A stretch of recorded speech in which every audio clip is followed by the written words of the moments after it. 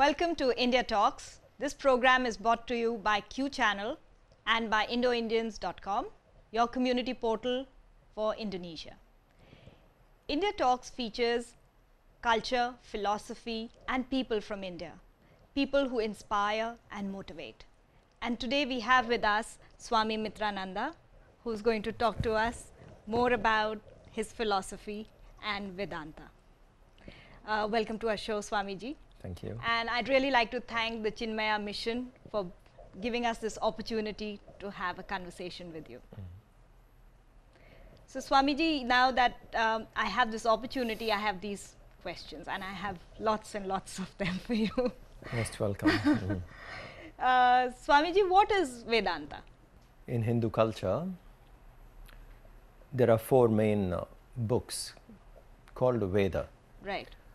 It's one book with 4 volumes. The end portion of the Veda is called Vedanta. Anta means end. Okay. Vedanta. Like the conclusion. The conclusion. In the other words, it's not the conclusion. You can call it a conclusion, but it's the highest level of books of the Vedas. I see. So the beginning part of the Vedas talks about nature, which is called mantra portion. And then you have the second portion called Brahmana, where they give you discipline, rituals, etc. And the third portion, which is Vedanta, in other words, they also call it Aranyaka, talks about highest philosophy. It's for those who have evolved to meditate. I see. So when you say evolve to meditate, what do you mean by that? See, when you see the human race, it's a constant evolution. If you look into the world itself, you will see there is stone level of expression, and then you have plant level, then you have animal, then the humans. These are the 4. Correct. Stone, plant, animal and human. In the human also there are different levels of evolution. Not all people are same mentally. Physically, yes, the body is made of the same material. But mentally each one is different. For example, Einstein was far advanced. Correct. That way if you see Buddha, far advanced. Shankara or Ramana Maharshi or Swami Nithyananda, they were far evolved. Vivekananda. So where do they come? They get very close to divinity. That's why we call them evolved people. From human, evolved towards divinity. Vedanta teaches that human is basically a divine creature, divine person. So these people wake up to that divinity. So they are the evolved. So the theme of Vedanta, the last portion of the Vedas, is how a human can transform himself to divine.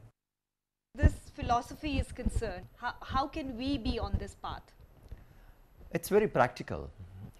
It's just a way of life where we learn to live with more alertness, where we learn to live without worries of what has happened in life, the past, the regrets, without much anxiety for the future, focusing more in the present, and then you live fully. When you live in the present, you fully live. Otherwise, most of the people live off-conscious, not fully aware of what's happening in the present. So Vedanta that way teaches you to stay focused in the present, and from there you evolve. And how can we, as I'd like to share with our viewers, how we can take, say a few steps or the first few steps into getting that focus or living in the now? The first step would be making a deeper inquiry about life. What is this life? Why am I born? What kind of freedom do I have?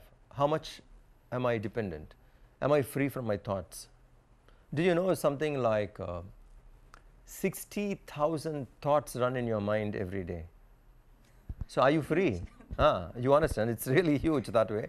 And how free are you?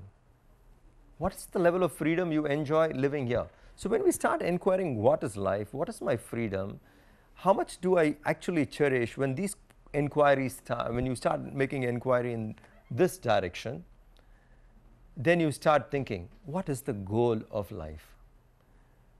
So the culture points out the goal of life are dharma, artha, kama, moksha. Okay. This is the practical way of life. Dharma means living a healthy life physically and mentally, executing all the responsibilities which you have to, what you call as duty. Correct. So the different roles each individual plays, and he's got his responsibilities. One must be in a position to perform them well. That is dharma. When you perform your responsibilities well, the next thing which you need is wealth, artha, prosperity. So the Shastras say, the science, the spiritual science says, go and make your life very prosperous. Earn wealth, dharma, artha. Then the third portion is kama. Life is here, you are here, go out, enjoy life. Cherish life, take delight in what life has to offer. Dharma, artha, kama. Many people in the world stop with this. That's not complete. So you need to go to the fourth. Fourth, moksha. Complete freedom while living here. So that's when you wake up from human to divine, you enjoy that freedom. What is called as moksha. Moksha means you are free from the identification even with the body. You start identifying with the spirit. Generally we live identifying either with the body or with the mind. So when I identify with the mind, I identify with the entire gamut of emotions. Yes. Or when I identify with the body, I live limited as the body. But when I slowly recognize the awareness in me, the spirit, then I transcend the body and the mind and recognize I am the awareness, the spirit, which has a body and mind. When you get to reach there, practically, you have reached divinity. I see. So that is moksha.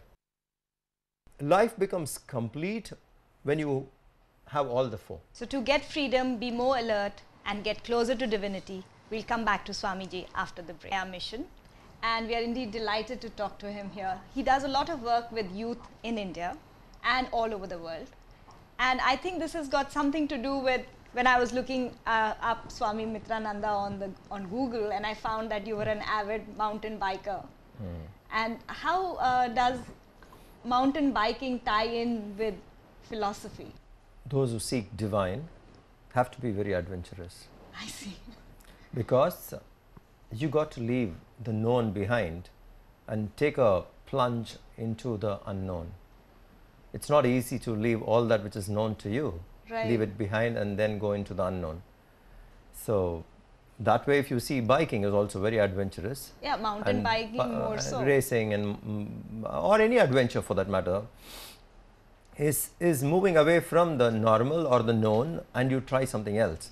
So that way it is a quality of a seeker. Whether one is biking or skiing, basically they seek something more in life. Right. A traveler, Yeah. there is some seeking, they don't find it, so they keep seeking. So even in biking time, it was just a seeking, and I could find what I was seeking when I came across Vedanta, and when I met my teacher Swami Chimaya. So when you work with youth, isn't every life like plunging into the unknown? Every day is so different. I'll tell you something. Once Swami Chimaya was called to address a group of students, medical students, and the organizers have gathered the students, some of them, and then they told him, saying, Swamiji, we have asked all the people who are interested to assemble. So Gurudev, Swami Nithyananda, smiled and he said, I am interested in the uninterested.